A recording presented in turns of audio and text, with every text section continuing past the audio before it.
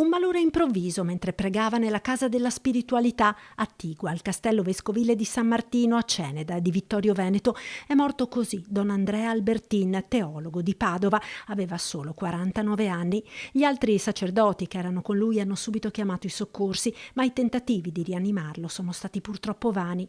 Sconcerto, incredulità e grande dolore a Padova, dove don Andrea ricopriva diversi incarichi importanti sia a livello pastorale che accademico. Lo ricorda con affetto e commozione don Giulio Osto, suo vice alla guida dell'Istituto Superiore di Scienze Religiose. Una persona brillante, ecco, una persona indubbiamente con una marcia in più da un punto di vista intellettuale, ma poi sempre con il sorriso, sempre appassionato di quello che faceva. Lui era studioso del Nuovo Testamento, da più di 10 anni insegnava letteratura paolina, letteratura giovannea, appassionato di quello che faceva, anche tagliato proprio per essere un docente e anche con un profilo accademico e di ricercatore di tutto rispetto. Anche il vescovo di Vittorio Veneto, Monsignor Riccardo Battocchio, originario della diocesi di Padova, esprime il suo profondo dolore e la vicinanza a tutti coloro che ora soffrono per la morte di don Andrea. Abbiamo condiviso un percorso importante insieme e non più tardi di domenica scorsa